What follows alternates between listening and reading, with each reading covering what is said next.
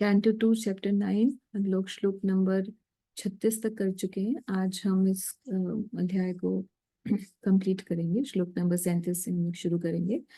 पिछले क्लास में हमने चतुर्श्लोकी का डिस्कशन किया था और चतुर्श्लोकी हम पढ़ चुके हैं। एक बार दोबारा से हम लोग देख लेते हैं कि चतुर्श्लोकी क्या थी।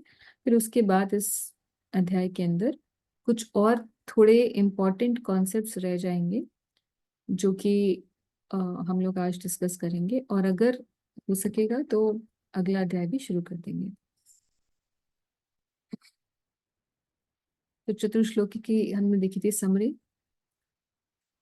श्लोक नंबर 33, 34, 35 और 36, जिसमें चतुर्श्लोकी में भगवान ने सबसे पहले यही बताया था कि मैं सृष्टि के आदि, मध्य और अंत तीनों में हमेशा विद्यमान रहता हूँ, और जो भी चीज आपको दिखाई दे रही है जिसका कोई जो मुझसे जुड़ी हुई है वो सत्य मानो, और जो मुझसे जुड़ा हुआ नहीं है उसे आप माया यानी कि असत्य मानो। और फिर भगवान ने सरहस्यम और तदंगम दो शब्दों का प्रयोग करते हुए बताया था कि भगवान किस प्रकार से, उनको पाने का रहस्य क्या है, उनका interaction with the material, with the energies, how he interacts with energies, या उनको पाने का तरीका क्या है, प्रेम भक्ति का जो रहस्य है उसको भगवान ने बताया था। और कैसे उसको पाया जाए, तो उसमें भगवान ने बताया था कि ऐसा व्यक्ति जो ये पाना चाहता है उसे हर प्रकार से, हर स्थिति में, हर तरीके से, डायरेक्टली और इनडायरेक्टली मुझे पाने की कोशिश करनी चाहिए। और कैसे करनी चाहिए उसकी व्याख्या में हमने साधना भक्ति के बारे में देखा था। तो ये हम चतुर्श्लोकी कर चुके हैं, और आज हम लोग श्लोक नंबर 37 से शुरू कर रहे हैं। So let's start from Shrimad Bhagavatam.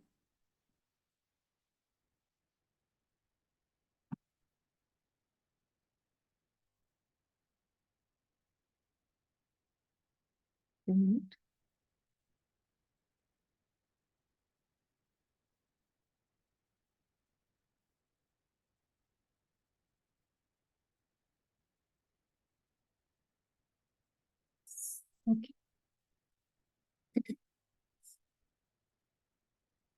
सो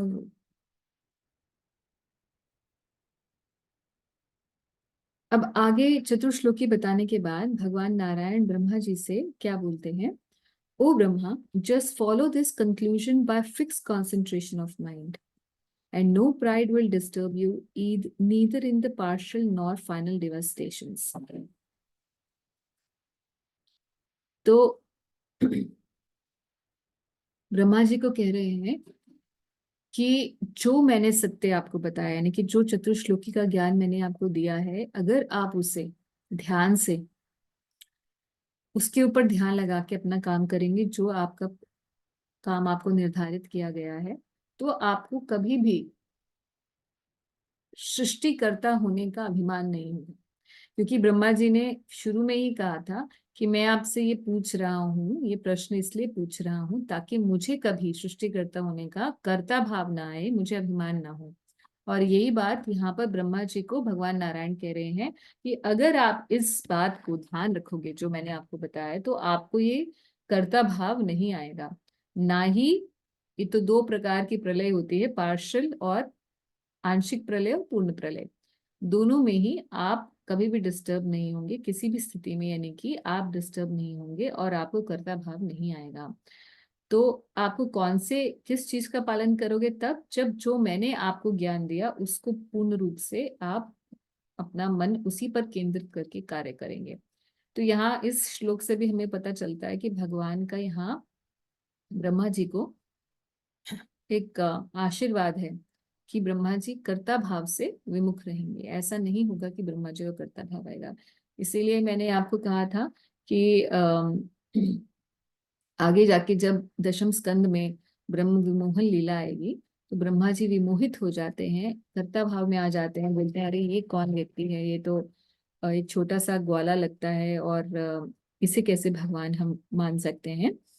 तो ये जब लीला आती है तो ये हमें ध्यान रखना है कि शिक्षाप्रद ज्यादा लीलाएं होती हैं। जब भी ऐसे बड़े महान विभूतियों के साथ भगवान लीलाएं करते हैं तो हम जनमानस को समझाने के लिए ज्यादा होता है, ना कि उस व्यक्ति विशेष, उस विभूति विशेष की कोई त्रुटि निकालने के लिए। हमारा उल्टा हो जाता है, जब हम कोई ऐसी प्रसंग पढ़ते हैं तो हम उनकी त्रुटियों पर ज्यादा ध्यान दे देते हैं और अपनी ऊपर जो लागू होने वाला उसका जो मूल विषय है उसको भूल जाते हैं। हमारा बिल्कुल ऑपोजिट हमारा एक्शन होता है। होना ये चाहिए कि उससे, उनकी शिक्षा से, उस प्रसंग से हमें क्या शिक्षा मिली वो हमें लेनी है, ना कि उस विभूति के ऊपर हमें कोई दोष या ऐसा निकालना।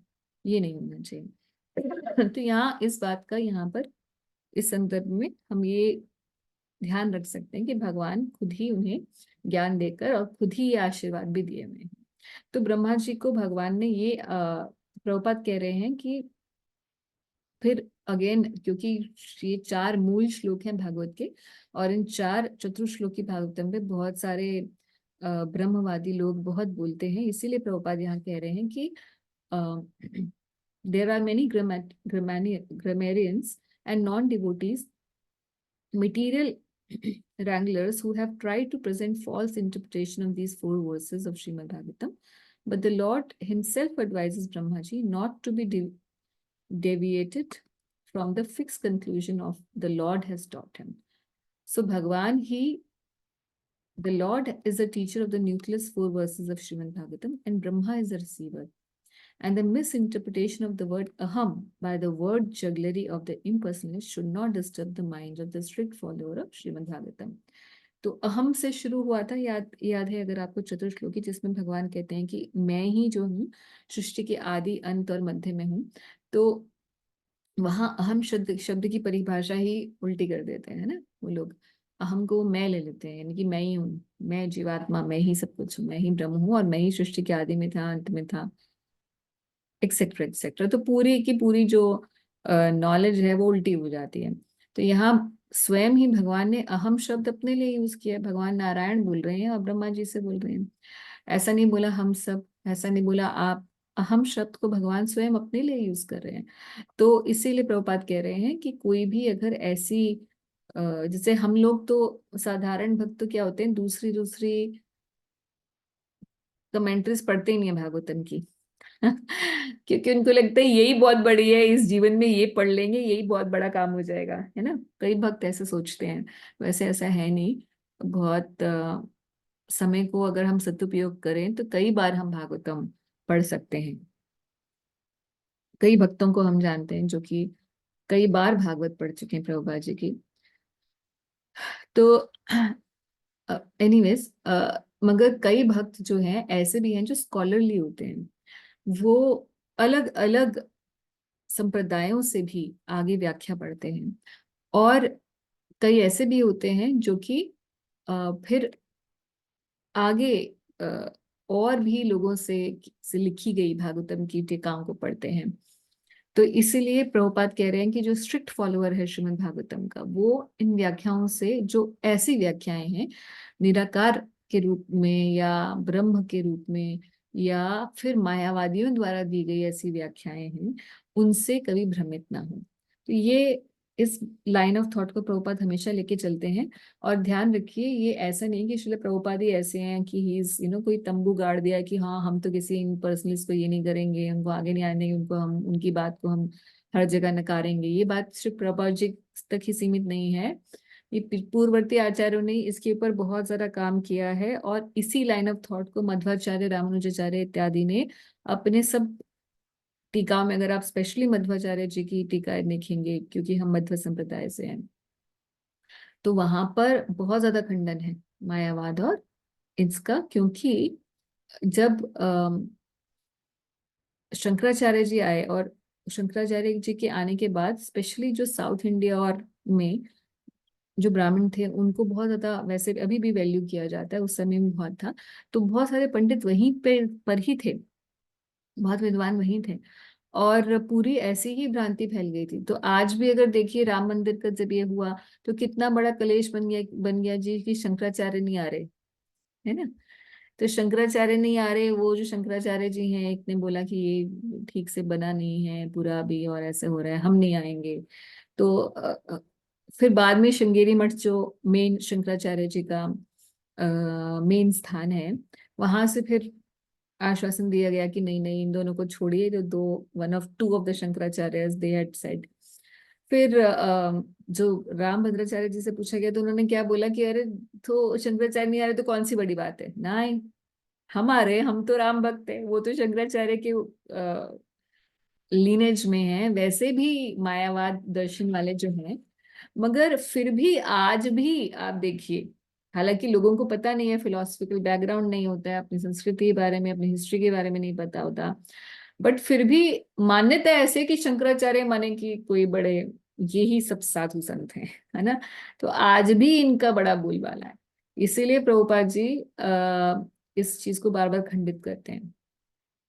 क्योंकि जनमानस में ये बात अभी भी फैली हुई है कि शंकराचार्य माने ये असली साधु लोग होते हैं, असली सन्यासी लोग यही होते हैं। तो यहाँ प्रभुपाद जी इस बात को बोल देते हैं, और उसके बाद फिर आगे हम लोग देखते हैं अगले श्लोक में प्रभुपाद क्या कह रहे हैं। श्लोक नंबर 38 हम लोग पढ़ रहे हैं। The Supreme Personality of Godhead, Hari, after being seen in his transcendental form, instructing Brahma Ji, the leader of the living entities, disappeared. Said Shukdev Goswami to Maharaj Parikshit. तो यहाँ पर आप जानते हैं पूरा जो कथा चल रही थी किसके बीच में चल रही थी, सुखदेव गोस्वामी और महाराज परीक्षित के बीच में चल रही है। और वो कथा कौन सुना रहे हैं किसको? सूत गोस्वामी शौनक आदि ऋषियों को सुना रहे हैं। क्या सुना रहे हैं कि एक बार परीक्षित महाराज ने सुखदेव गोस्वामी से ऐसे ऐसे प्रश्न पूछे, वो प्रश्न जो हमने पिछले अध्याय में पढ़े थे, उसका उत्तर सुखदेव गोस्वामी ने इस अध्याय में परीक्षित महाराज को ये दिया। और देखिए, एक कॉन्वर्सेशन के अंदर दूसरी और फिर तीसरी, तो कॉन्वर्सेशन मेन कहाँ चल रही है? सूत गोस्वामी और शौनक आदि ऋषियों के बीच में। उस कॉन्वर्सेशन के बीच में एक कॉन्वर्सेशन है सुखदेव गोस्वामी और महाराज परीक्षित की, और इनके बीच में कॉन्वर्सेशन किसकी आ गई? भगवान नारायण और ब्रह्मा जी की। ठीक है, अब ये जब प्रसंग खत्म हुआ, ब्रह्मा और जी नारायण भगवान का संवाद जो समाप्त हुआ, अब फिर से कॉन्वर्सेशन किसके पास चली गई? सुखदेव गोस्वामी और महाराज परीक्षित के पास। तो सुखदेव गोस्वामी महाराज परीक्षित को ये कहते हैं कि जब भगवान ने ये अपना स्वरूप दिखाया, श्री भगवान नारायण ने अपना जब स्वरूप दिखाया और ब्रह्मा जी को ज्ञान दिया, तो उसके बाद भगवान वहां से अप्रकट हो गए। ऐसा सब ज्ञान देने के बाद कि आपको आश्वासन दिया ब्रह्मा जी को कि आपको कभी भी अगर आप इस ज्ञान को पालन करते हैं तो आपको कर्ता भाव नहीं आएगा, ऐसा आश्वासन देकर भगवान अप्रकट हुए। तो यहाँ फिर श्लोक से यही बात समझ में आती है, जैसे ही चतुर्श्लोक की खत्म हुई है तो फिर यही बात समझ में आ रही है कि भगवान अपने ही बारे में बोल रहे थे, क्योंकि अपना ये ज्ञान देने के देते हुए भगवान अपने स्वरूप में स्थित थे, अपने स्वरूप को अप्रकट कर दिया उन्होंने ना ब्रह्मा जी के सामने से। सो प्रभुपाद फिर से उसी बात को बोल रहे हैं कि in this verse it is clearly mentioned that the Lord is अजानह और the supreme person and he was showing his transcendental form आत्मनो रूपम, जैसे संस्कृत वर्ड आए हैं इस श्लोक में, to Brahma ji while he was instructing him in the summarization of Shrimad Bhagavatam. इसीलिए जो प्रभुपाद कह रहे हैं कि कोई भी ये ना सोचे कि भाई ये फॉर्म नहीं होती, तो फॉर्म के लिए बार बार प्रभुपाद जी कहते हैं, हमारे सभी आचार्य ने फॉर्म के ऊपर बहुत ज्यादा ये चीज कही है। अभी कुछ दिन पहले हम लोग कॉन्वर्सेशन कर रहे थे, तो प्रभुपाद जी ने एक जगह कहा है कि रामायण आप पढ़ सकते हैं, मगर रामचरितमानस में कहीं कहीं थोड़ा सा अम, समझ आने में गड़बड़ होने का चांस है इन्हीं बातों को लेकर। तो हम लोग कन्वर्स कर रहे थे कि भाई ऐसी क्या कौन सी ऐसी बात है रामचरितमानस में जहां पर ऐसा लिखा गया है। तो अ, उस डिस्कशन में ऐसा निकला, I was discussing with my husband only, so he said one of the चौपाइज सेज, इसमें रामचरितमानस में तुलसीदास जी कहते हैं कि भगवान, एक बड़ी प्रसिद्ध है कि भाई किसी भी रूप में भगवान मिल सकते हैं ना। हाँ, बड़ी फेमस है, क्या बोलते हैं उसको, ना जाने किस रूप में नारायण मिल जाए, है ना, ऐसे करके है ना, कि किस रूप में नारायण मिल जाए हमें पता नहीं है। तो हमने बोला कि भाई ये तो बात बिल्कुल सही है, भगवान तो किसी भी रूप में प्रकट हो सकते हैं। तो बोले कि हाँ ये बात है कि भगवान किस रूप में प्रकट हो जाए, मगर ये तुलसीदास जी ने लिखा बिल्कुल सही लिखा, मगर जो इंटरप्रेटर्स हैं, कई इंटरप्रिटेशंस ऐसे भी ले लेते हैं कि भगवान, इसका इंटरप्रिटेशन ये ले लेते हैं कि भगवान तो किसी भी रूप में मिल सकते हैं, तो जिस भी रूप में मैं भगवान को मानूं वही मेरे लिए भगवान का रूप बन जाएगा। तो इसीलिए प्रभुपाद जी ने वहां पे मना किया कि आप तुलसीदास जी की जो रामचरितमानस है उसको आप ना पढ़ के आप वाल्मीकि जी की जो रामायण है उसे पढ़ें। तो इस प्रकार से कई जगह आ जाती हैं चीजें, क्यों बार बार प्रभुपाद जी इसको like he is like kind of banging it on our head, कि भगवान के रूप के सत्यता जो है उसको स्थापित करना। क्योंकि जब तक सत्यता इसको स्थापित नहीं किया जाएगा भगवान के रूप की, तब तक कोई भी भक्ति में आ नहीं सकता। ये बेसिक है, भक्ति का जो पूरा मॉडल है उसका बेसिक ही यही है, भगवान का रूप। क्यों है बेसिक? क्योंकि जब तक रूप नहीं होगा तब तक वैकुंठ की तो बात ही नहीं होगी, तब तक भगवान के धाम नहीं होगा, तब तक भगवान के से दर्शन, उनके उनसे मिलने का प्रयोजन ही नहीं होगा, और उनकी सेवा का भाव होएगा ही नहीं। तो सब कुछ खत्म हो जाएगा ना। पूरा भक्ति का जो मॉडल है, इस भक्ति योग का मॉडल है, इसी बात पर बेस्ड है कि भगवान का एक स्वरूप है। अगर हम उसको, अगर हम खत्म कर दें, इस बात को अगर हम नकार दें, तो पूरा का पूरा मॉडल डिस्ट्रॉय हो जाता है। कैसे डिस्ट्रॉय हो जाएगा? क्योंकि अगर हम ये बोलेंगे कि भगवान किसी भी रूप में हो सकते हैं, या भगवान ब्रह्म के रूप में है, या भगवान केवल एक शक्ति के रूप में है, तो फिर सेवा तो किसकी करेंगे? सेवा तो करनी नहीं, हमें ब्रह्म में ही मिल जाना है, तो हमारा भी अस्तित्व जीरो हो जाना है। हमें अपना अस्तित्व जो है निराकार में मिला देना है, और वो निराकार क्या है? एक ज्योति है। तो भगवान भी कोई पर्सन नहीं है, और मुझे भी जीरो हो जाना है, मुझे भी अपनी पर्सनालिटी लूज कर देनी है। So I am going to become a big zero, and God is also a big some kind of energy only, and I have to just merge in it. So इस तरीके से क्या होगा, सेवा भाव तो कभी आएगा ही नहीं, भगवान से मिलने की बात ही नहीं होगी। भगवान की सेवा तो छोड़ दीजिए, भगवान के वैकुंठ को छोड़ दीजिए, और फिर भगवान के परिकरों को छोड़ दीजिए, कुछ भी नहीं रहेगा। So that is why it is very very important कि हम इस बात को बहुत गंभीरता से समझें कि भगवान क्यों, बार बार क्यों प्रभुपाद इस चीज को कह रहे हैं। प्रभुपाद इस श्लोक में कह रहे हैं कि श्रुति मंत्रों में बताया गया है कि नित्यो नित्यानाम चेतनस चेतनानाम, कि ऐसा नित्य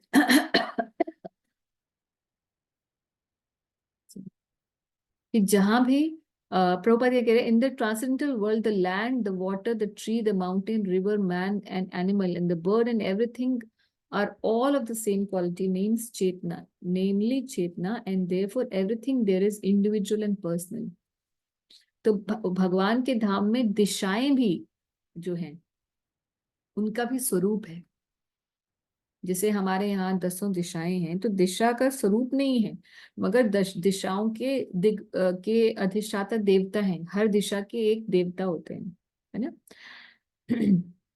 मगर दिशा का कोई पर्सोनिफिकेशन नहीं है। अब जैसे मान लीजिए गंगा जी हैं, तो गंगा जी का एक शी इज अ पर्सन। किसी को बहता पानी दिख रहा होगा, मगर गंगा मैया एक व्यक्ति है ना। उसी प्रकार से स्पिरिचुअल वर्ल्ड में हर चीज चेतन है। यहाँ पर तो मान लीजिए टेबल है, तो ये टेबल तो चेतन नहीं है, ये तो जड़ वस्तु है। मगर स्पिरिचुअल वर्ल्ड में इसके भी आगे और एक स्टेप फर्दर है, हर चीज जो कि जड़ दिखाई देती है, भगवान की प्लेट, भगवान के, लेट्स से उनकी बांसुरी ना, भगवान के आभूषण, ये सब चेतन है। और ऐसा भगवान जब जाते हैं कहीं, और तुरंत ही उनको जाना होता है, तो होता है ऐसा कि भगवान के जो आभूषण होते हैं वो खुद ही आकर उनको सुसज्जित कर देते हैं। जैसे भगवान रात को शयन करते हैं और अपने सब आभूषण उतार के रखते हैं, और फिर उन्हें कहीं जाना हो और अचानक ही जाना हो, तो ऐसे कई लीलाओं में ऐसे मेंशन आता है, आप पढ़ेंगे जब तो, कि आभूषण स्वयं ही भगवान को दोबारा से आके उनको अलंकृत कर देते हैं, और जब निकलते हैं वो अपने कक्ष से तो अपने आप बिना पहने वो आभूषण उनके पास आ जाते हैं। क्यों? क्योंकि ये आभूषण चेतन है, ये अपने स्वामी को छोड़ के नहीं जाना चाहते कहीं भी, हमेशा सतत सेवा में रहना चाहते हैं। तो भगवान की हर एक चीज वहां चेतन होती है। आनंद प्रभु के एक जो बहुत फेमस बुक है उसमें वो लिखते हैं कि कि कृष्ण जो है एक बार चल रहे हैं और एक पेड़ से एक कल्प वृक्ष एक फूल जो है वो सोच रहा है कि मैं कृष्ण के चरणों में आज गिरूंगा ताकि मैं उनकी कोई सेवा कर सकूं। और वो फूल गिरता है मगर भगवान उसके ऊपर उसको वो नहीं कर पाते, उसको एक्नॉलेज नहीं कर पाते। श्याम सुंदर जो है चलते हैं तो उसको एक्नॉलेज नहीं कर पाते उसकी सेवा को। तो वो सोच रहा है कि अब मैं तो मर ही जाऊं। क्यों? क्योंकि भगवान ने मुझे तरफ, कृष्ण ने मेरी तरफ देखा नहीं। और फिर वो सोच रहे नहीं नहीं ऐसे तो सेवा नहीं हो पाएगी। और फिर वो वापस जाकर उसी पेड़ पर विराजमान हो जाता है वो पुष्प, कि अब जब दोबारा निकलेंगे तब मैं फिर दोबारा से इनकी सेवा के लिए गिरूंगा। तो आप सोचेंगे कितने लेवल तक चेतन है वो जगत। हर एक वृक्ष हर एक लता पता वहां चेतन है। तो जो ऐसा चेतन जगत है जहां पे जड़ वस्तु भी, सो कॉल्ड जड़ वस्तु भी चेतन है, और उसको हम, और हर का स्वरूप है, हर की चेतना है, हर कोई भगवान की सेवा के लिए प्रस्तुत है। और ऐसे जगत को हम भूल के हम ये बोले नहीं नहीं भगवान तो केवल एक ब्रह्म है, एक ज्योति है और हमें उससे मिलना है। तो अब आप सोचिए कि ये पूरे के पूरे वैकुंठ जगत या आध्यात्मिक जगत के कॉन्सेप्ट को ही जीरो कर देता है। और सेवा भावना को, जो जीव का जिस वजह से भगवान ने जीव की उत्पत्ति की, किस लिए की भगवान ने जीव की उत्पत्ति? ताकि ये मेरे साथ खेले, मेरे साथ प्रेम का संबंध हो इसका, वो कॉन्स्टिट्यूशनल जो रीजन था वो ही निगेट हो जाता है। इसीलिए बार बार प्रभुपाद इस बात को कह रहे हैं कि Shrimad Bhagavatam give us this information as a supreme Vedic literature and it was personally instructed by the Supreme Personality of Godhead to Brahmaji, so that the leader of the living entities might broadcast this message to all the universe in order to teach the supreme science of Bhakti Yoga. तो इस प्रकार से हम समझे कि जो भगवान के स्वरूप है उसकी सत्यता भागवत में सब जगह दी गई है। गजेंद्र ने पुकारा तो भगवान स्वरूप अपने स्वयं स्वरूप में आए। भगवान अपने परिकरों के साथ, ग्वाल बालों के साथ, गोपियों के साथ, नंद महाराज इत्यादि के साथ अपने स्वरूप में दिखते हैं। कहीं भी ब्रह्म की वो नहीं होती कि भगवान को किसी ने पुकारा और एक ज्योति प्रकट हो गई, ऐसा कहीं भागवत में नहीं आएगा, है ना। तो वेद व्यास जी ने जब भागवत लिखी, नारद जी ने बोला कि आप वेद व्यास जी आपने तो बड़ी गड़बड़ कर दिया, आपने तो इतना ग्रंथ लिखा और सबके अंदर धर्म अर्थ काम मोक्ष की बातें कर दी, कहीं आपने पंचम पुरुषार्थ प्रेम पुरुषार्थ की बात ही नहीं की। अब आप ऐसा ग्रंथ लिखिए ताकि लोगों को भक्ति क्या है ये समझ में आ सके, और वो एक्चुअल में जिस रीजन से भगवान यहाँ आते हैं और जो प्रयोजन है मनुष्य जन्म का, वो उनको पता चल सके, असली भागवत धर्म के बारे में पता चल सके। तो अब इस ग्रंथ को लिखने के लिए वेद व्यास जी ने क्या किया? वेद व्यास जी बैठे सरस्वती नदी के तट पर, और वहां पर उन्होंने ध्यान लगाया। ध्यान किस पे लगाया था? भगवान के ऊपर, भगवान की लीलाओं पर ध्यान लगाया। और सारी लीलाएं भगवान की उनके मना पृष्ठ पृष्ठ पर, एक जैसे वीडियो होता है ना हमारे, चलता है आके तो हमें दिखता है सब, तो ऐसे ही भगवान की सिर्फ लीलाएं उन्हें स्फुरित हो गई थी, है ना। तो उन्होंने किसी ब्रह्म पर ध्यान नहीं लगाया था।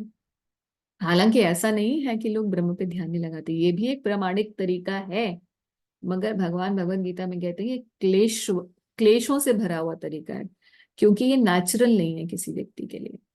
तो अगर हम किसी हम बोलेंगे भगवान एक ज्योति है और हम उस पर या ब्रह्म पर हम ध्यान लगा रहे हैं, तो जो ध्यान लगा रहा है वो भी एक व्यक्ति है, और ज्योति भी किसी किसी की ज्योति है, तो उस व्यक्ति की ज्योति है।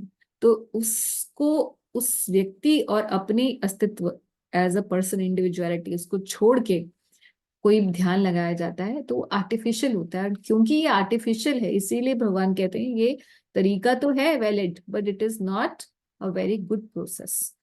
भगवत गीता के अंदर 12वें अध्याय में आता है, प्रभुपाद यहाँ आगे बताएंगे दोबारा से।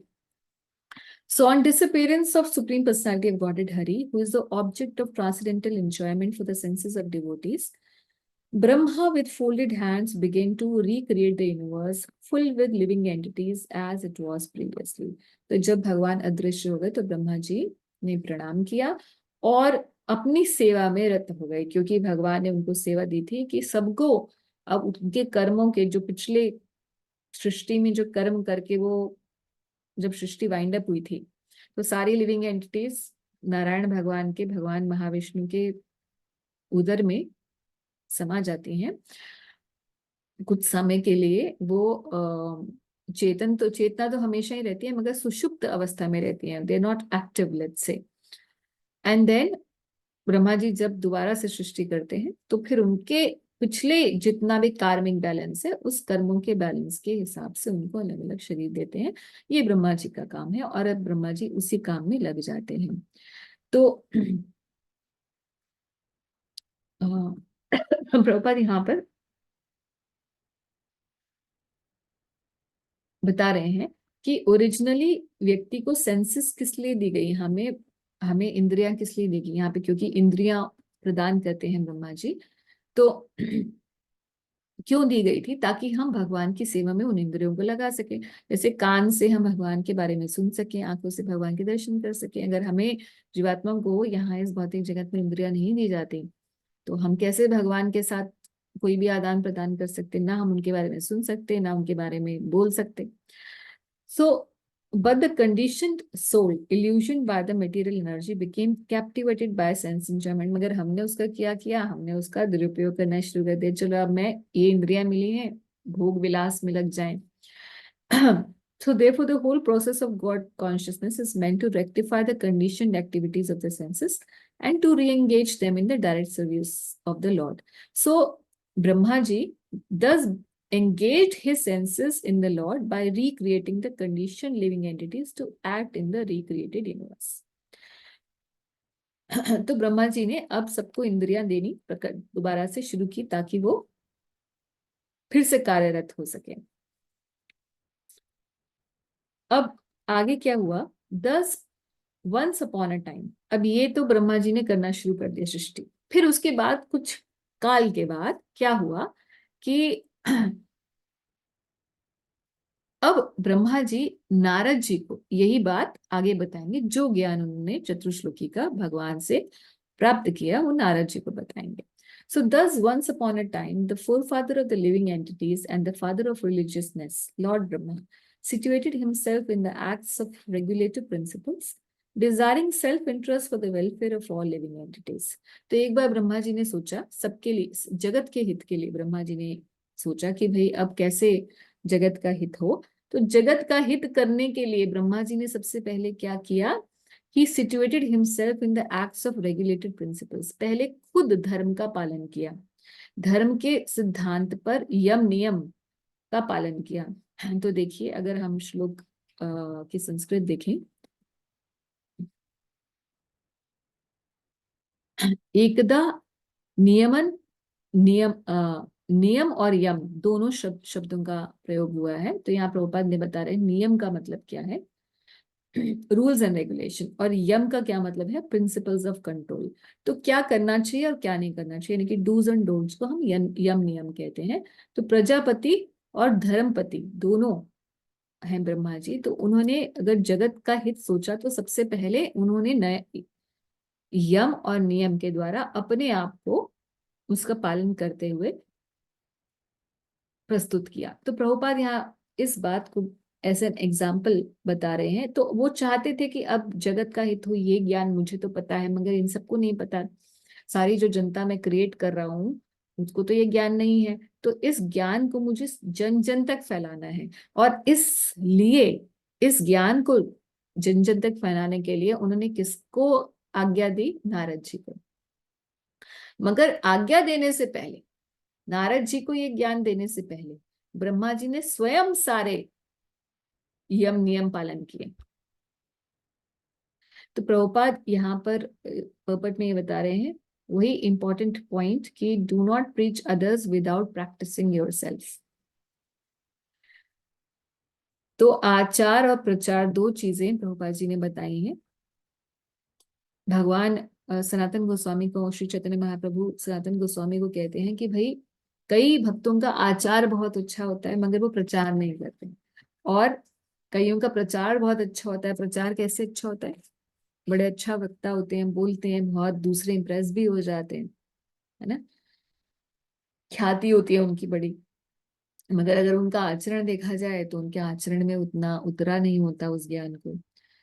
तो जब उतरा नहीं होता ज्ञान आचरण में, और हम दूसरों को सिर्फ बता रहे होते हैं, बोल रहे होते हैं, तो उसमें उसमें बड़ी कच्चाई होती है। दूसरे के हृदय को हम छू नहीं सकते।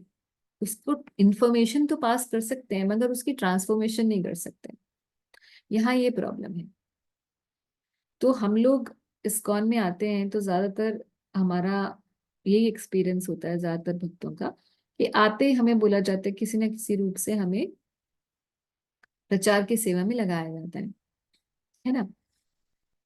अब दो प्रकार की बातें हमें सुनने को मिलती हैं। कई भक्त यही बोलते हैं कि पहले आप अपना करिए भजन और उसके बाद फिर प्रचार करिए, क्योंकि भक्ति सिद्धांत सरस्वती ठाकुर जी का बहुत उदाहरण इसमें दिया जाता है कि भक्ति सिद्धांत सरस्वती ठाकुर जी ने को जब फैलाना था महाप्रभु के इस आंदोलन को, तो उन्होंने पहले जाके 1 बिलियन मायापुर में आप जाएंगे जहाँ भक्ति सिद्धांत महाराज का समाधि स्थल है, जो चैतन्य मठ है, वहां वो स्थान है जहाँ पे सरस्वती ठाकुर ने एक हट बिल्ड किया था। और उस हट में रहकर उन्होंने कठिन बहुत तपस्या की। तपस्या ऐसी वाली तपस्या नहीं कि जैसे कि वो धूनी बाबा करते हैं ना, बहुत सब जगह धुआं लगा लेते हैं, आग लगा लेते हैं बीच में बैठ, वैसी वाली तपस्या नहीं। भक्ति योग में भी तपस्या होती है। क्या तपस्या होती है? जो ब्रह्मा जी ने की यहाँ पे, है ना, तपा तपा तपा सुना तो ब्रह्मा जी ने भगवान का नाम उच्चारण करना शुरू किया, है ना। ऐसे ही भक्ति सरस्वती ठाकुर जी ने एक वाव लिया। वाव क्या था? 1 बिलियन होली नेम वो जप करेंगे। तो 3 लाख नाम जप रोज करते थे भक्ति सरस्वती ठाकुर, जैसे हरिदास ठाकुर जी करते थे कई सालों तक। और समय तो होता नहीं था, क्योंकि अगर आपको 16 माला करनी होती है तो आपको कितना समय लगता है? करीबन भक्तों को, जो प्रारंभिक भक्त होते हैं उनको 2.5-2.5 घंटे भी लग जाते हैं 16 माला करने में। जो प्रैक्टिस कर लिए होते 1.5 घंटे में हो जाता है ना। कुछ सालों के बाद आप देखते हैं कि आपका जल्दी हो जाता है नाम जप। बट फिर भी 3 लाख नाम जप बहुत ज्यादा होता है। पूरा it consume the entire day. अगर आप भक्त लोग, वैसे आई ऑलवेज इनकरेज डिवोटीज की कम से कम आप एकादशी के दिन या किसी दिन जब भी आपकी छुट्टी हो, कोई भी स्पेशल डेज हो, तो उस समय आप कम से कम महीने 2 महीने में एक बार, और जिनके पास समय है वो तो करिए, वो फिर महीने 2 महीने में एक बार नहीं, जो रिटायर्ड लाइफ जी रहे हैं उनको तो और ज्यादा करना चाहिए। हफ्ते में एक बार करें या रोज करें, क्या करना है फिर? अब जीवन में अब बचा ही कितना समय है? कम से कम 1 लाख नाम जप करना चाहिए ना। कितना टाइम लगेगा? 5-6 घंटे लगेंगे। ऐसे भी तो 5-6 घंटे क्या करते हैं आप? सारा जो जो भी आप यूजलेस काम करते हैं ना, सब एक ही दिन एक ही बार में स्टॉप हो जाएगा। जितना भी आप गॉसिप करते हैं, जितना भी आपके जिंदगी में क्लेश है ना, इसने मुझे ये बोला, उसने उसने मुझे वो बोला, मैं उसको ये बोलूंगा, अः यही क्लेश होते हैं, मानसिक क्लेश ज्यादा होते हैं लोगों के। तो ये सब खत्म हो जाएंगे। क्यों? क्योंकि आपके पास ये सब सोचने के लिए समय नहीं रहेगा। This will be the best utilisation of your time. Rupa Goswami कह रहे हैं कि भाई सारे इति उपदेश सारम, भाई उपदेश अमृत, है ना, जो ग्रंथ है उसमें बोल रहे हैं 8वें श्लोक में कि उपदेश, सभी उपदेशों का सार ये है कि one should engage one self 24 hours in nicely hearing and chanting the holy name. है ना। मगर अभी यहाँ तक हम कहाँ से पहुंचे, हमारे तो, हम तो 2 घंटे जो लगाने होते हैं उसमें भी हम सोचते हैं कि भाई टाइम देखते हैं कि अभी और कितना बचा है। अ, तो practice is what is most essential. बातें बनाने से हम लोग नई भक्ति में आगे बढ़ेंगे, प्रैक्टिस से बढ़ेंगे। तो कई लोग ये बात बोलते हैं कि नहीं नहीं, हमें प्रचार करना चाहिए पहले दिन से ही। और क्योंकि प्रभुपाद जी ने हमें ऐसे ही सिखाया है या हमारे गुरु किया गया है। और कई भक्त लोग ये बोलते हैं कि नहीं नहीं, पहले दिन से आप प्रचार करो, प्रचार से आने वाली जो मान प्रतिष्ठा आती है ना, भाई आप प्रचार करने जाएंगे तो 10 लोग आपको अच्छा बोलेंगे कि अरे आप तो इतने यंग हो और आप फिर भी कितना अच्छा बोलते हो, या कितना अच्छा आप ये कर रहे हो, हमारे बच्चे तो कुछ नहीं करते, क्या बात है, आपके माता पिता तो बड़े धन्य हैं जिन्होंने ऐसे बच्चे पैदा किए। है ना, ऐसे बहुत अपमान भी मिलता है बहुत जगह पर, ऐसी बात नहीं है, बहुत जगह अपमान भी मिलता है। कि यार एक कहाँ से आ गए तुम, कुछ काम वाम नहीं है तुम्हें, पढ़े लिखे हो तुम लोग, ये सब कर रहे हो, ऐसे अपमान भी मिलता है। मगर बहुत जगह प्रतिष्ठा भी मिलती है। उसको पचाया नहीं जा पाता। अपमान एक बार को फिर भी व्यक्ति पचा लेता है, अपमान पचाना आसान है, प्रतिष्ठा पचाना मुश्किल है। और वो सर चढ़ जाती है, क्योंकि अपमान मिलता है तब तो विनम्रता आती है। ठीक है।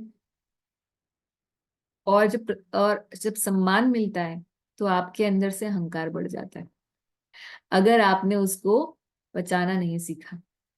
और प्रारंभिक साधक पचा नहीं पाता, ये बात 100% है, सत्य। नहीं पचा पाता, पफ अप हो जाता है।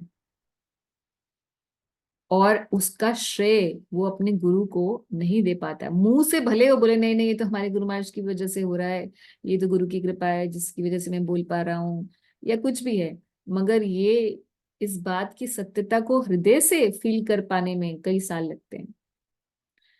तो इसीलिए प्रचार में रिस्क भी है, but at the same time गुरु आज्ञा भी होती है। और फिर आप जब प्रचार करने उतरते हैं तो कई भक्त लोग आपको बोलेंगे नहीं नहीं, क्या प्रचार कर रहे हो, पहले आप अपना उद्धार करो फिर प्रचार करना। क्योंकि महाप्रभु ने क्या बोला कि भारत भूमि पे जिसका जन्म हुआ है, मनुष्य जन्म मिला है जिसको भारत भूमि में, तो जन्म सार्थक करी करो परोपकार। अपना जन्म सार्थक करो और फिर करो परोपकार। तो पहले अपना जन्म सार्थक कर लो फिर परोपकार करना। मगर प्रभुपाद जी ने ऐसा तो हम एक्सप्लेन नहीं किया ना, प्रभुपाद जी ने ऐसे एक्सप्लेन नहीं किया हमको इस श्लोक को। इसलिए अपनी इंटरप्रिटेशन नहीं निकालें, हम उतना प्रचार करें जितने में हमारी जो भावना है वो कर्ता भाव से हम हट कर करें। धीरे धीरे प्रयास करने से ये कर्ता भाव खत्म होने लग जाता है। आप वाकई लोग बोल रहे हो आपको आपको कि बहुत अच्छा आप कर रहे हो, बहुत अच्छा आप कर रहे हो, मगर अगर आप वाकई जप कर रहे होंगे ना, प्रचार करते करते वाकई आप जप कर रहे होंगे, अगर वाकई आप सिंसियर होंगे, तो देखना आपके हृदय में इतना जलेगा ना आपका हृदय कि अरे मुझे तो सब लोग बोल रहे हैं कि मैं बहुत अच्छा हूँ, मगर मेरे अंदर खाने मुझे पता है कि मैं क्या क्या सोचता हूँ, मेरे अंदर कैसे कैसे गंदे विचार आते हैं, या मेरी अभी भी कितनी चेतना खराब है, किसी को देखकर भी मैं आकर्षित हो जाता हूँ, है ना। और अंदर से अधर्म की प्रवृत्ति कितनी बड़ी है। तो आपको इतना द्वेग अपने अंदर से लगेगा कि शेम ऑन माई सेल्फ, है ना, that feeling will come, and that feeling will then bring you towards advancement. उस आत्मग्लानि के भाव से फिर आपकी शुद्धता होने लगेगी।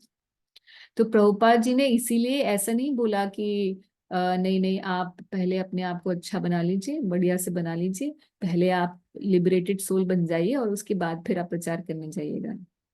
ना, प्रभुपाद जी ने बोला जिसको जितना आता है वो उतना बता दे लोगों को। तो हम ये ना सोचें कि हम प्रचारक हैं तो हम किसी को पूरा आश्वस्त कर देंगे और उसको पूरा भक्त बना देंगे। कई बार प्रचार में हमारी ऐसी भावना हो जाती है, कर्ता भाव बहुत ज्यादा, कई कई प्रचारकों का इतना कर्ता भाव होता है कि वो ये सोचते हैं कि I am the counsellor and you, मैं तो काउंसलर हूँ, मेरी बात कैसे नहीं मानी इसने, ये मेरे अंडर है। तो आप जानते हैं काउंसलिंग सिस्टम होता है, कई मंदिरों में काउंसलिंग सिस्टम है। तो दीक्षा लेने के लिए आपको काउंसलर कोई सिलेक्ट करना पड़ता है, उस काउंसलर के साथ रहना पड़ता है, और वो जैसे डायरेक्ट करते हैं स्पिरिचुअल लाइफ में वैसा करना होता है, और उसके बाद फिर आपको रिकमेंड करते हैं फॉर इनिशिएशन। तो इतना करता भाव आ जाता है कि मेरे ग्रुप का है, उधर किसी से और क्यों क्वेश्चन पूछ लिया, और उधर क्यों चला गया सुनने के लिए, मेरे क्लास में क्यों नहीं आया। अ, बहुत सारे छोटे छोटे चीजों पर लोग अटक जाते हैं। Practically I am telling you this happens, बहुत अटक जाते हैं बहुत लोग। इतना उनको वही भावना जो बाहर हम कर रहे थे ना, कि oh I am the boss and मेरी टीम में 10 लोग हैं, मेरी टीम वाला दूसरे वाले के पास कैसे चला गया मुझे बिना बताए। तो हम ऑफिस में यही सब तो करते हैं ना, ऑफिस की पॉलिटिक्स चलती है। वही सब हम यहाँ लेकर आ जाते हैं प्रीचिंग में। तो कर्ता भाव से तो विमुख हो ही नहीं, और अपने आप को हम सोच रहे हैं हम बड़ा धर्म का काम कर रहे हैं प्रचार करके। भैया आपको तो, आप तो वही ठन ठन गोपाल हो, जो आप बाहर थे वही आप यहाँ हो, केवल क्रिया बदली है मगर मन तो आपका बदला नहीं। तो फिर भक्ति करने का, ये प्रचार करने का जो शुद्धि होनी चाहिए थी उससे, उससे तो आप वंचित हो। आपको रिजल्ट तो मिला ही नहीं अपने एंडेवर्स का। आप प्रचार इसीलिए कर रहे हो कि आपकी हृदय शुद्ध हो, गुरु आपसे प्रसन्न हो, आपकी हृदय की शुद्धि हो, भगवान आपसे प्रसन्न हो। ये भाव छोड़कर केवल भाव क्या हो जाता है, मेरा मेरा ग्रुप, मेरे लोग, how many people I am getting into the whole scheme. This doesn't, at the end of your life this will not count. अगर कोई भक्त ये सोचता है इससे मुझे गुरु कृपा मिलेगी, तो जीरो, नहीं मिलेगी। आपको एक्सटर्नली हो सकता है कि गुरु अप्रिशिएट करेंगे, वो you are doing very nice service, बस इसके अलावा कुछ भी नहीं होगा। If you want to be cheated, the guru tattva will cheat you, you understand. I am not saying that guru will cheat you, guru tattva will make sure, गुरु तत्व भगवान है ना, he will make sure that you will remain cheated. क्योंकि आप तो इस, कई भक्त हैं जो प्रचार से केवल क्या चाहते हैं कि मेरी प्रसिद्धि हो जाए, मेरा नाम हो जाए, लोग 10 लोग मुझे पूछें, वाह वाह ये करें, यही चाहते हो आप, तो भगवान यही देंगे। भगवान यही फंसा देंगे। आपको ऐसे मिलेंगे, हजारों मिलेंगे जो आपकी वाहवाही करेंगे, और आप इसी में, इसी वाहवाही को ही भोगते रह जाओगे पूरे जीवन। और ये सोचते रहोगे कि हाँ मैं तो कितना भगवान के लिए काम कर रहा हूँ, मैं तो प्रचारक हूँ, धर्म प्रचारक हूँ, मगर आपको भगवान नहीं मिलेंगे।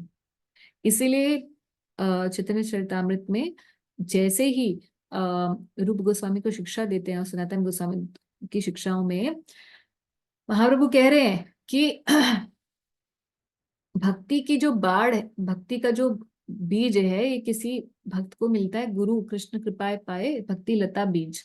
और जब ये भक्ति लता बीज आप बीजारोपण करते हो, तो उसके बाद आपको बाढ़ लगानी होती है। और बाढ़ किस लिए लगानी होती है, माली को कैसे सिंचन करना होता है, पहले श्रवण आदि, श्रवण कीर्तन जले करह सिंचन, श्रवण और कीर्तन के जल से इस भक्ति लता बीज को सिंचन करो। और जब ये भक्ति लता बढ़ने लगेगी तो फिर क्या होगा, इसकी बाढ़ की जरूरत है। और बाढ़ किससे करनी पड़ेगी, बहुत सारे बताते हैं कि बहुत सारे ये आएंगे, शत्रु आएंगे इस भक्ति लता को अप्रूट करने के लिए, जिसमें से मान प्रतिष्ठा पूजा आदि जत शाखा गण है ना, कुटी नाटी जीव हिंसा, मान प्रतिष्ठा पूजा, ये मेनली बताते हैं। और उसके बोलते हैं इसके अलावा और अनगिनत हैं, बहुत सटल डिजायर्स हैं हमारे अंदर भरी हुई, सब आएंगी और परेशान करेंगी, और भक्ति लता को उठा के ले जाएंगी, अप्रूट कर देंगी। तो कई बार जीवन में भक्त के ऐसा होगा कि उसकी भक्ति लता एकदम से खत्म हो जाएगी। आज तक तो अब मेरा बहुत मन था जप करने का, एकदम से ऐसा हो जाएगा कि ये सब क्या है, मैं कहाँ पड़ गया यहाँ पर, अरे मेरी, मैं तो करियर ही फेल कर दिया मैंने इस काम के लिए, है ना, मैंने कितना लॉस करा दिया अपना बिजनेस में, कहाँ इन सब भक्तों के चक्कर में पड़ गया, पहले ही सही था। बहुत बार होगा जब तक कि आप उसकी फेंसिंग नहीं करेंगे। तो इसीलिए भक्ति करते हुए भी भगवान नहीं मिलेंगे।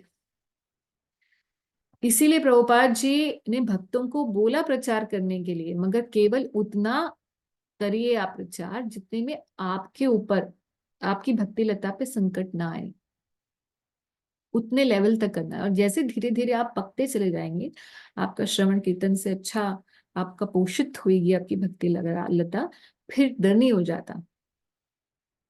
फिर धीरे धीरे आप संभल जाएंगे, कुछ साल लगते हैं तो संभल जाता है व्यक्ति, उसको वाकई में रियलाइजेशन हो जाती है भैया मैं नहीं बोल सकता कुछ, मैं बोलने के लायक नहीं हूँ, मेरी तो खुद की स्थिति क्या है, पूरा दर्शन हो जाता है अपनी स्थिति का कि मैं क्या हूँ, मेरे में कितने अनर्थ हैं, पूरा दर्शन हो जाता है। कोई भी विवेकी व्यक्ति होगा उसको दर्शन हो जाएगा अपना। जैसे ही वो पढ़ेगा कि अरे ये असुर ऐसा ऐसा ऐसा ऐसा था, किसी भी पास टाइम में पढ़े भगवान की लीला में, बोलेगा अरे भैया ये तो मेरी मेरी कहानी चल रही है, आपको दिखेगा। जैसे वो श्लोक है 16.3 और 4 है ना भगवत गीता का। तो भगवान शुरू करते हैं आसुरी आसुरी लोगों के बारे में बताना। सबसे पहले क्या बोलते हैं, पहला श्लोक बोलते हैं, दंभो दर्पो दर्पोभिमान अभिमानश्च क्रोध पारुषमेव च, है ना।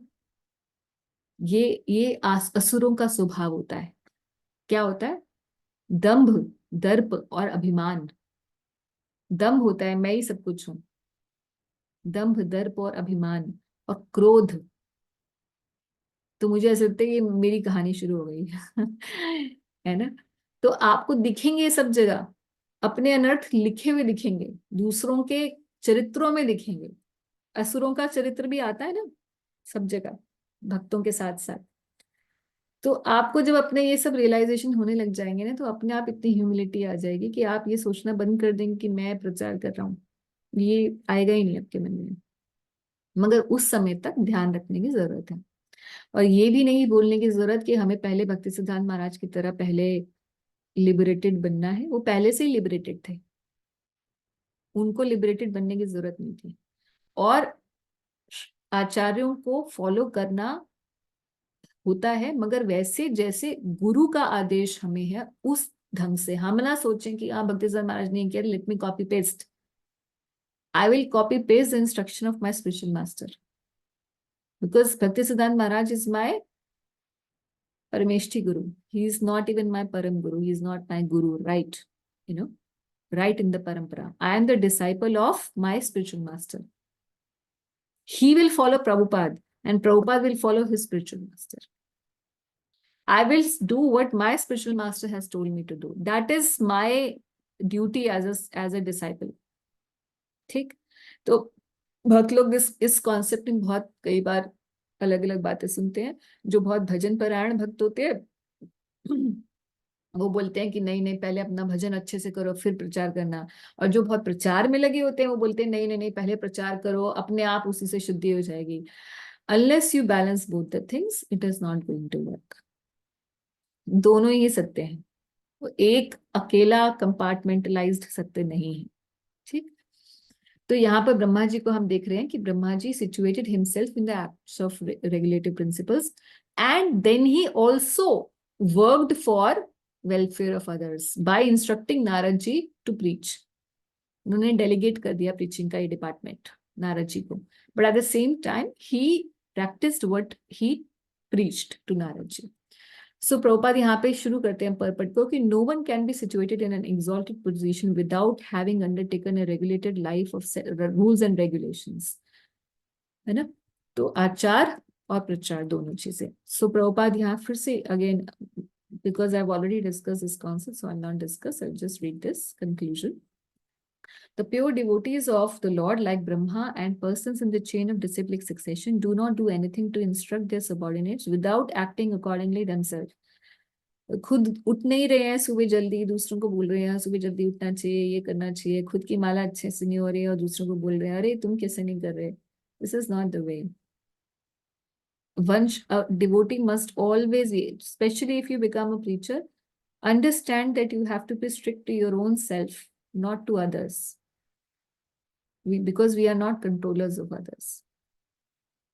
अपने लिए स्ट्रिक्ट होना होता है, हम उल्टा कर जाते हैं, हम दूसरों को तो बोलते तुमने क्यों नहीं ये किया, आपकी कहाँ है साधना, हम तो खैर sadhana card, I don't believe in sadhana card. नहीं तो मोस्टली आप देखेंगे कि जो प्रीचर्स हैं वो शुरुआत से ही साधना कार्ड भरवाते हैं। साधना कार्ड में क्या होता है, आप कितने बजे उठे, कितने बजे सोए, आपने कितनी माला की, कितने चैप्टर्स रीड किए, कितने घंटे पढ़ाई की, क्या आपने मंगल आरती की कि नहीं, क्या आपने, you have to tick everything, you know, that's called a sadhana card. I don't personally believe in sadhana card, क्योंकि मुझे ऐसा लगता है कि अगर हम सेल्फ मोटिवेटेड नहीं है तो भक्ति में हम वैसे भी बहुत ज्यादा लंबा टिकने नहीं वाले। बहुत लोग आते हैं और चले जाते हैं, मैंने बहुत देख लिए, आते हैं 2-3 साल करते हैं, भाग जाते हैं।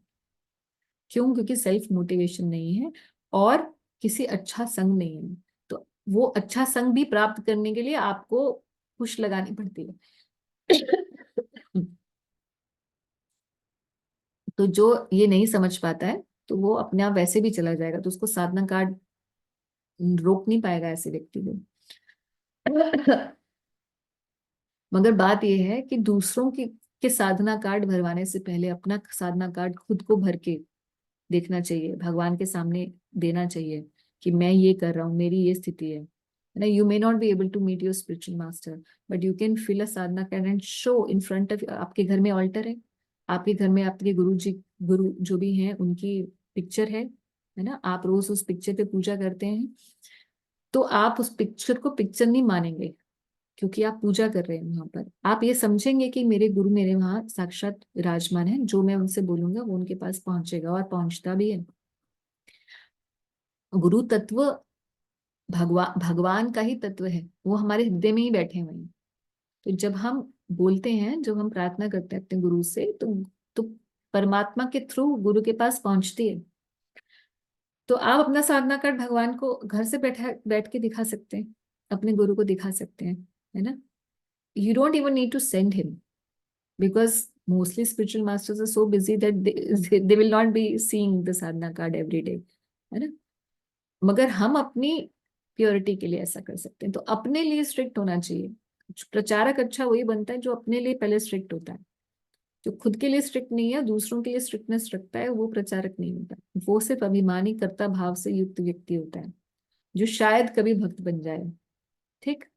तो ब्रह्मा जी के एग्जाम्पल से प्रभुपाद जी यही बात को समझाना चाह रहे हैं। और ये तो गुरु का हो गया, ब्रह्मा जी गुरु के रूप में बता रहे हैं कि पहले गुरु को कैसा होना चाहिए, प्रचारक को कैसा होना चाहिए। नारद जी के एग्जाम्पल से यहाँ बताएंगे शिष्य को कैसा होना चाहिए। Narada, the most dear of the inheritor sons of Brahma, always ready to serve his father, strictly follows the instruction of his father by his mannerly behavior, meekness and sense control. यहाँ पर एग्जाम्पल हो गया, हालांकि यहाँ पे पिता पुत्र का रिलेशन है, मगर पिता पुत्र के पॉइंट ऑफ व्यू से नहीं बताया जा रहा है, यहाँ पर शिष्य और गुरु के रूप में बताया जा रहा है। तो नारद जी की क्या क्वालिटीज हैं? First, he is always ready to serve his father, यानी कि अपने गुरु को सेवा भाव है गुरु के प्रति, कि गुरु ने ये सेवा दी है, मुझे जो वो बोलेंगे वो मुझे अपने सर पे धारण करना है, उस सेवा को, उस वचन को, और मुझे इसका पालन करना है। Strictly follows the instructions and mannerly behaviour ना, कई बार भक्तों का बिहेवियर नहीं होता उस लेवल का जैसे भक्त को होना चाहिए, शिष्य का भक्त गुरु के प्रति। मीकनेस इज वेरी इंपॉर्टेंट, गुरु के सामने शेर बन के नहीं जाना होता है ना। And sense control, sense control जिसका नहीं होगा वो अच्छा डिसाइपल कभी नहीं बन पाएगा। तो कई बार लोग बोलते हैं कि हम हैं तो गुरु की सब बात मानते हैं, सब कुछ करते हैं, मगर हमारी सेंसेस तो कंट्रोल में नहीं है। क्योंकि आपकी सेंसेस कंट्रोल में नहीं होंगी जब तक, तब तक आप गुरु की आज्ञा का पालन कर ही नहीं पाओगे। कितना भी कोई ड्रामा कर ले, कितने सालों तक भले वो ड्रामा कर ले, मगर जिसका सेंस कंट्रोल नहीं है वो गुरु की आज्ञा का पालन नहीं करे, उसके 4 रेगुलेटिव प्रिंसिपल्स ही मीट नहीं हो पाएंगे। जो बेसिक गुरु की आज्ञा है वो क्या है? 4 नियम और 16 वाणी, है ना, वो ही पूरा नहीं हो पाएगा। तो इसीलिए सच्चाई को पकड़ना जरूरी है। पहले अपने अंदर हम झांक के देखें कि हमारे अंदर ये अच्छे गुण हम लेकर आए। तो जो भक्त लोग चाहते हैं, हम वो दीक्षा लेना चाहते हैं कहीं भी, जैसे भी कर रहे हैं, प्रयास कर रहे हैं, तो इन बातों को सबसे पहले ध्यान दीजिए कि पहले हम चाहते तो हैं कि हमें अच्छे अच्छे गुरु मिले, मगर as it is said in English language very nicely that when the student is ready, the teacher appears. जब आप रेडी होंगे, आप अंदर ये सब अपने गुण लेकर आएंगे, अपने आप भगवान आपको प्रदान कर देंगे, अपने आप प्रदान होंगे गुरु। आपको रेडी होना है। तो नारद जी के द्वारा यहाँ पर बता रहे हैं कि कैसे होना चाहिए। Narada very much please his father and desire to know all about the energies of Vishnu, the master of all energies. For he, Narad, was the greatest of all sages and greatest of all devotees, O king. कि भक्तों में शिरोमणि है नारद जी, भक्तों में शिरोमणि है, और स्वयं नारद जी भगवान ही हैं। क्यों? क्योंकि भगवान के जो अवतारों की जब लिस्ट आती है ना, जब भगवान के अवतारों की लिस्ट आती है, तो हमने खोल रखा था ये, पहले स्कंद में 3रा अध्याय, तो भगवान के अवतारों की लिस्ट में नारद जी का नाम है 3रा। इन द मिलानियम ऑफ ऋषिज, मैं फर्स्ट कैंटो 3rd चैप्टर 8 श्लोक पढ़ रही हूँ। The personality of God had accepted the 3rd empowered incarnation in the form of Devrishi Narad. तो भगवान के अवतार हैं Narad ji, who is a great sage among the demigods, and he collected expositions of Vedas which deal with devotional service and which inspires non-fruitive action. जो भक्ति को प्रचार करने के लिए भगवान ने जब ठानी कि क्या मैं ऐसा काम करूं, तो देवऋषि नारद का स्वरूप लेकर भगवान स्वयं ही सब जगह प्रचार करते हैं। और देवऋषि नारद जी कोई साधारण व्यक्ति नहीं है। प्रभुपाद यहाँ बताते हैं कि नारद जी के ऐसे ऐसे डिसाइपल हुए, ध्रुव प्रहलाद नारद जी के डिसाइपल, वाल्मीकि जी नारद जी के डिसाइपल। और प्रभुपाद जी यहाँ पे लिखते हैं कि from Prahlad, Dhruva and Vyasa down to the forest animal hunter Kirata, है ना, यहाँ तक बड़े बड़ों से लेके नीच से नीच तक नारद जी के डिसाइपल हैं। और अभी भी इस युग में भी नारद जी प्रकट होते हैं। एक बड़े विभूति हुए हैं अभी कुछ ही समय पहले। आपने नाम सुना होगा, जो गीता प्रेस चलाते थे, हनुमान प्रसाद पोद्दार जी, है ना। अगर आप उनके जीवनी पढ़ेंगे, बड़े बड़े विख्यात संत हुए। प्रभुपाद जी ने भी जब अपनी श्रीमद् भागवतम की इंग्लिश की पहली कॉपी लिखी थी, तो सबसे पहले प्रभुपाद जी उनके पास लक्ष्मी नहीं थी इसको प्रिंट कराने के लिए, तो प्रभुपाद जी गए थे गोरखपुर में गीता प्रेस में, या जाकर प्रभुपाद जी ने अपनी इंग्लिश की कॉपी दिखाई थी, पढ़वाई थी, किसको? हनुमान प्रसाद पोद्दार जी को। बड़े भागवत पुरुष हुए। और वहां प्रभुपाद जी की ये श्रीमद् भागवतम को देखकर फर्स्ट कैंटो प्रभुपाद जी ने किया था, तो उन्होंने बड़ा अप्रिशिएट किया, और उन्होंने फिर लक्ष्मी दी थी ताकि इसके कॉपीज बन सके प्रभुपाद जी के लिए। तो वही हनुमान प्रसाद पोद्दार जी की अगर आप जीवनी पढ़ेंगे तो आप देखेंगे कि उनको कुछ समय, प्रभुपाद जी के ही समय की बात है, मान लीजिए कितने वर्ष, 100 वर्ष पहले की बात मान लीजिए, नारद जी के प्रत्यक्ष दर्शन उन्हें कई बार हुए, और नारद जी से इंस्ट्रक्शंस मिली उन्हें कई बार। तो आज भी देवर्षि नारद भक्ति प्रदान करने के लिए, भक्तों को आगे आगे बढ़ाने के लिए आज भी आते हैं। आप नारद कुंड पे जाइएगा अगर गोवर्धन में, तो वहां पे जो रहने वाले संत महात्मा हैं, उनकी अनुभूति है कि नारद जी उन्हें दर्शन देते हैं, है ना। तो आज भी है, ऐसा नहीं कि Narada ji is gone, some sages of the bygone ages जिनके बारे में हम सिर्फ पढ़ते हैं, इट्स नॉट लाइक दैट। जो भी सीरियस कैंडिडेट है नारद जी, उसका उनका काम ही यही है। नारद जी का भगवान ने अवतार ही इस काम के लिए लिया कि जो भक्त है उनको मार्गदर्शन देने के लिए। और प्रभुपाद जी तो बहुत नारद जी के लिए बहुत लिखते हैं, भागवत में जगह जगह प्रभुपाद जी नारद जी की प्रशंसा की हुई है। तो यहाँ बता रहे हैं प्रभुपाद की ब्रह्मा जी के पास 3 डिपार्टमेंट्स थे। एक तो कर्म कांड का, तो कर्म कांड का और ज्ञान कांड का, और भक्त उपासना कांड यानी भक्ति का जो है। तो प्रभुपाद जी के अलग अलग बेटों ने, सॉरी, ब्रह्मा जी के अलग अलग बेटों ने अलग अलग डिपार्टमेंट की नॉलेज ली। जैसे दक्ष प्रजापति जी ने कौन सी ली? कर्म कांड की नॉलेज ली। सनक सनातन यानी कि 4 कुमार जो थे, उन्होंने ज्ञान कांड की नॉलेज ली। हालांकि ऐसा नहीं है कि सनत कुमारों ने सिर्फ ज्ञान कांड की ली क्योंकि जो 4 कुमार हैं, उन्होंने ये भी भक्ति के कुमार संप्रदाय, उन्होंने भक्ति की भी आगे मार्गदर्शन किया। वो मेनली प्रभुपाद यहाँ बता रहे हैं इस चीज के लिए। और नारद जी ने उपासना कांड अपने पिताजी से सीखा। तो इस प्रकार से नारद जी ने ब्रह्मा जी से ये सब बातें सीखी। The great sage Narad also inquired in detail from his father Brahma, the great grandfather of all universe, after seeing him well satisfied. तो प्रभुपाद यहाँ बता रहे हैं कि the process of understanding spiritual knowledge कैसे होता है, किताब पढ़ के नहीं होता है, गुरु से, है ना, होना चाहिए। So it's not like asking an ordinary question from the school master. तो school master in the modern days are paid agents for giving some information, but spiritual master is not a paid agent, nor can he impart instructions without being authorized. तो इसीलिए प्रभुपाद भी coat कर रहे हैं जो famous श्लोक है भगवद गीता का, तद विद्धि प्रणिपातेन परिप्रश्नेन सेवया, कि सेवा के द्वारा तुष्ट करके जब कोई शिष्य जो है वो प्रश्न पूछता है गुरु से, तो ये विधि है, तद विधि प्रणिपातेन, प्रणिपात करता है, सरेंडर करता है कि yes you are you I will follow what you going to instruct me. तो प्रणिपात अवश्य है। दीक्षा ले लेने का मतलब केवल ये नहीं है कि आज जी वो एक समारोह हुआ था, हमें नाम मिला था और हमें हरिनाम चादर मिली थी और एक्सेट्रा एक्सेट्रा।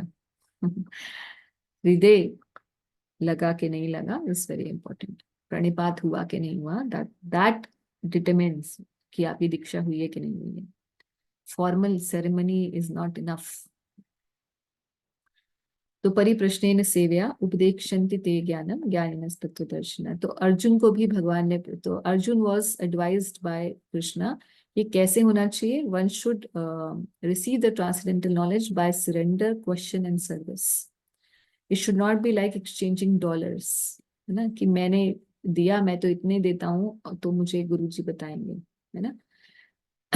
ये नहीं होता, ऐसा रिलेशनशिप नहीं है। तो प्रभुपाद यहाँ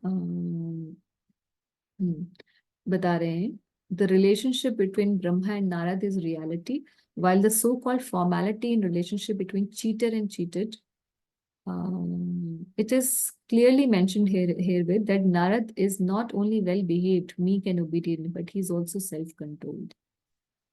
तो कई भक्त होते हैं गुरु के सामने जाके ओबीडियंट तो बन के, हाँ जो आप बोलेंगे मैं करूंगा, और जो भी आपकी इंस्ट्रक्शंस होंगी, स्पिरिचुअल इंस्ट्रक्शंस ही होती हैं गुरु की। और क्या बोलना होता है गुरु जी ने कि मेरे पैर दबाओ, ये कपड़े धोए, ऐसे थोड़ा ना होता है।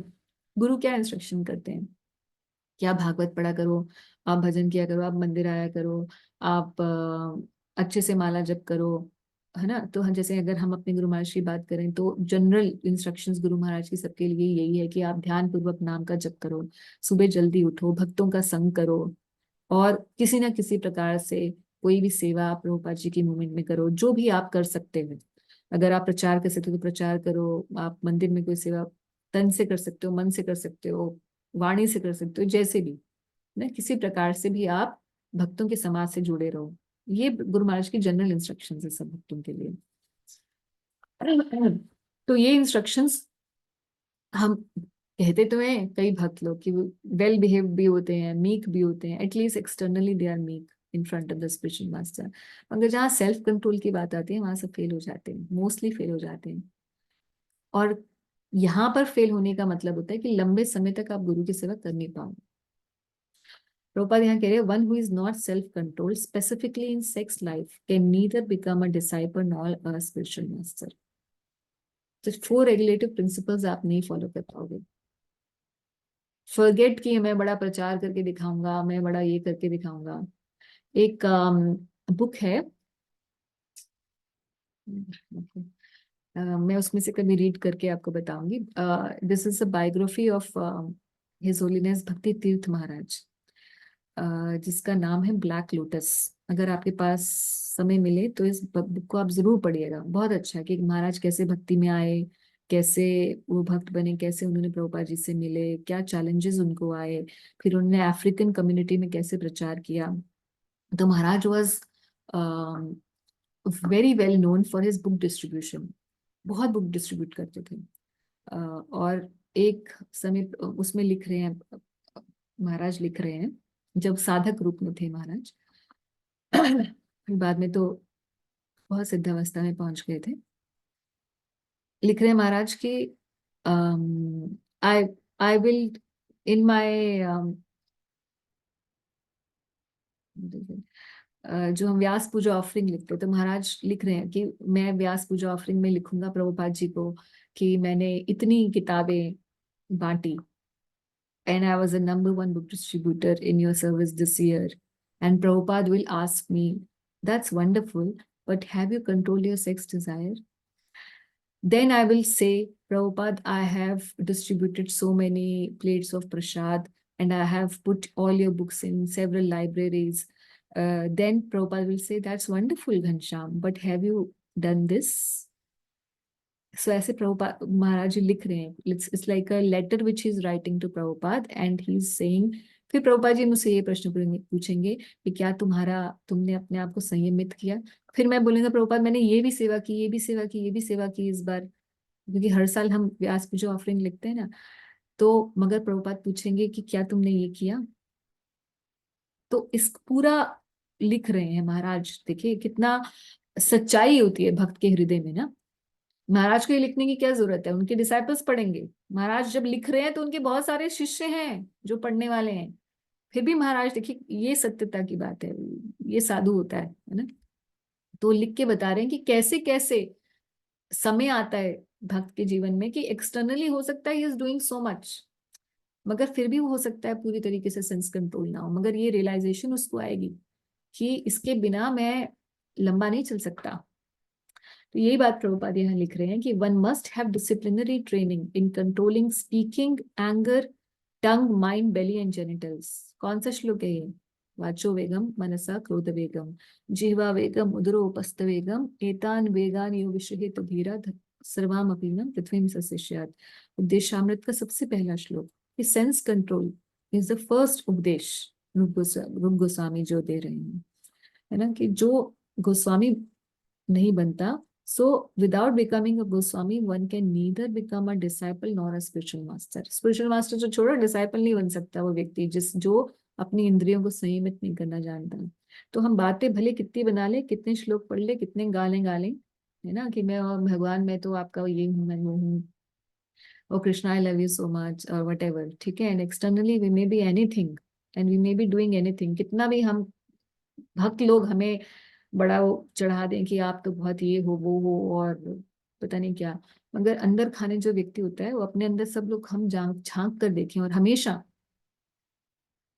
हमेशा इंट्रोस्पेक्शन करेंगे. क्या, कहाँ हम पहुंचे, कहाँ हम पहुंचे, है ना. कि क्या हमारे अंदर अभी भी गलत वृत्तियां हैं, क्या अभी भी मुझे किसी चीज को देखकर आकर्षण होता है कि मुझे इससे ये चीज प्राप्त करने की इच्छा है, या इस दुनिया में मुझे अभी क्या क्या मेरी इच्छाएं बाकी हैं, कैसी कैसी इच्छाएं आती है, कैसी कैसी चेतना मेरे अंदर है, क्या क्या मेरी सोच हो जाती है ना.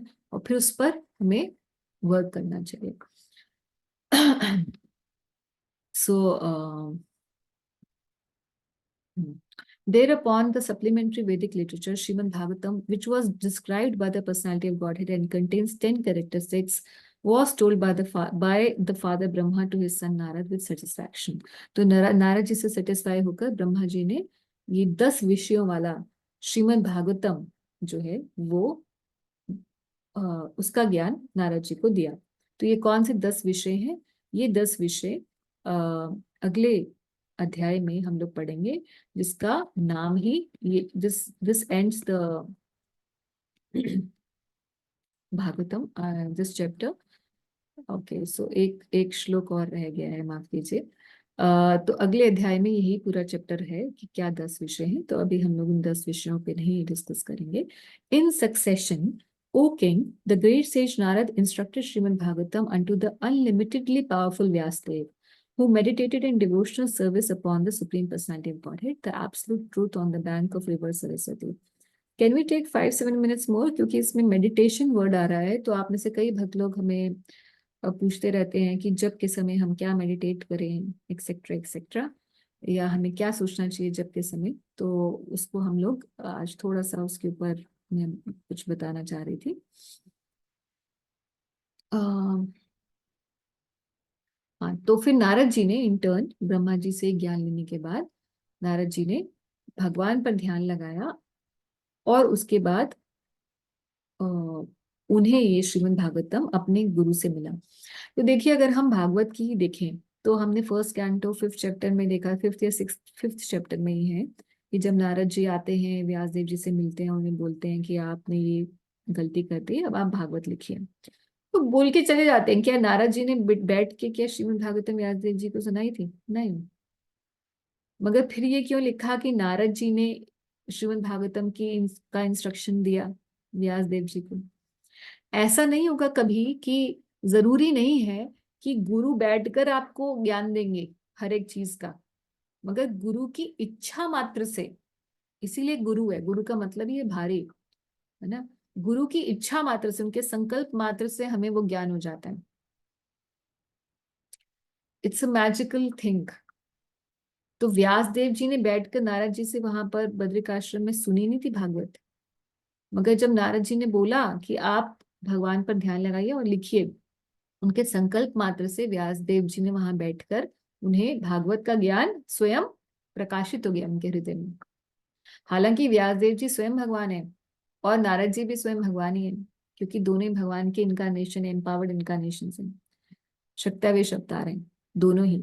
मगर फिर भी जो कॉन्सेप्चुअली वो यही दिखा रहे हैं, इस बात को, इस सत्य को बता रहे हैं कि गुरु के संकल्प मात्र से जब वो संतुष्ट होता है शिष्य से, तो उनके संकल्प मात्र से हमारे अंदर सारा ज्ञान आ जाता है। और व्यास देव जी ने जब मेडिटेट किया तो कैसा मेडिटेशन किया? ऐसा वाला मेडिटेशन नहीं जिसको हम लोग जनरली बाहर मोमबत्ती पे मेडिटेट करो और किसी ज्योति पे meditate, not that kind of meditation. भक्ति में भी एक मेडिटेशन होता है। तो हम किस पे करते हैं? नाम रूप गुण लीला, इसके ऊपर ध्यान लगाते हैं। ठीक है। आज रचना माता जी हैं क्या? Because she was asking me last time this question and I wanted to. Oh, Rachna Mata ji is not there today. Anyways, so in the disciplic succession of Brahma Sampradaya, the practice of yoga meditation is not neglected.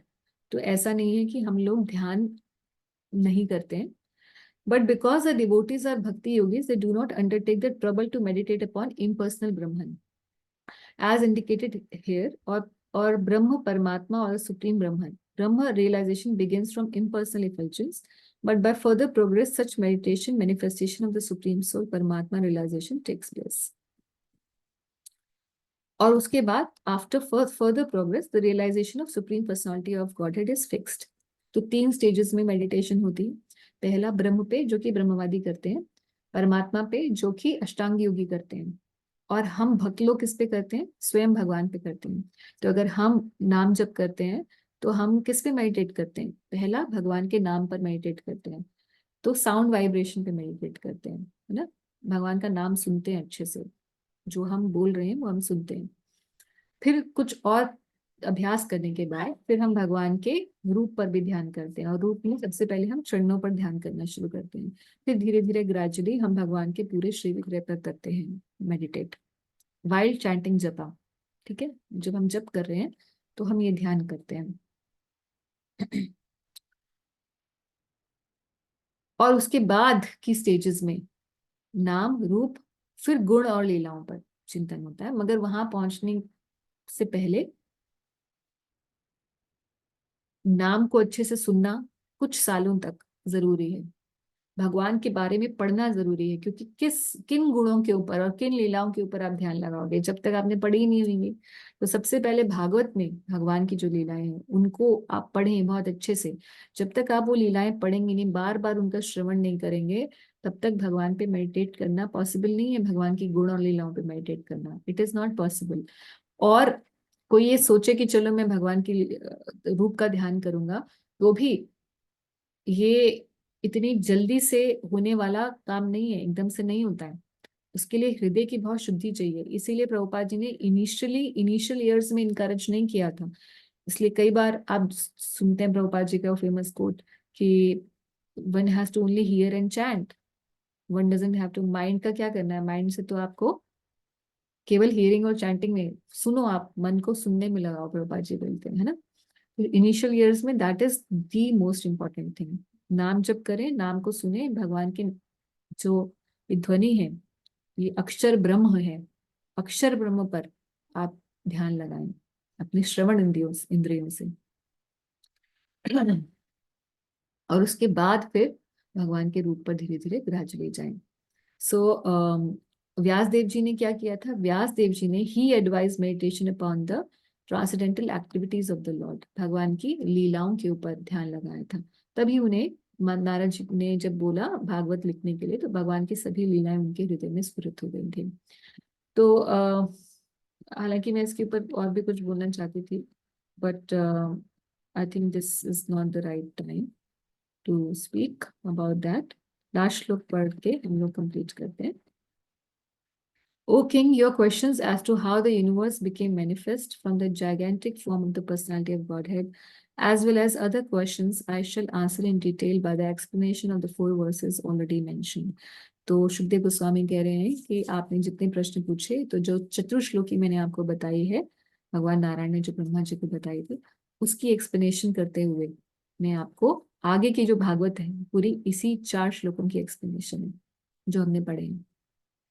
इन्हीं 4 श्लोकों को further elaborate करके परीक्षित महाराज के बाकी questions जो उन्होंने पूछे थे उन सबका आंसर शुकदेव गोस्वामी देंगे। तो यहाँ पर ये अध्याय समाप्त होता है और फिर हम अगले अध्याय को अगली बार करेंगे, फिर वो अगले फ्राइडे से। कोई क्वेश्चंस आप लोगों के?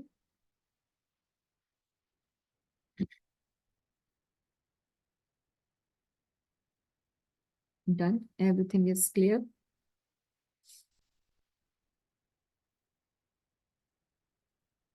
ठंड में सब लोग ठंडे हो रखे हैं, ठीक है। सो शेल वी? ठंडे नहीं हो रखे माता जी, ठंडे नहीं हो रखे, जितनी अच्छी बातें बता रहे हैं उसको एब्सॉर्ब एब्जॉर्ब कर रहे हैं। कर रहे हैं, ठीक है, अच्छी बात है, ऐसा है तो बहुत बढ़िया, ठीक है। सो भागवत से बहुत कुछ लर्न करने को है, हर एक श्लोक से बहुत डीप है। धीरे धीरे धीरे धीरे उनको अपने हृदय में बसाते जाएंगे तो हम लोग निखरते जाएंगे, है ना।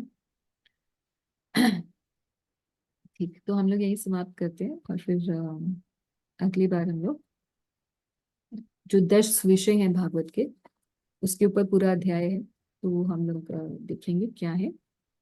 ठीक है, श्रील प्रभुपाद की जय। Shrimad Hare Bhagavat. Thank you Krishna. Madam. Hare Krishna प्रभु। हरे कृष्ण। हरे कृष्ण माता जी। हरे कृष्ण।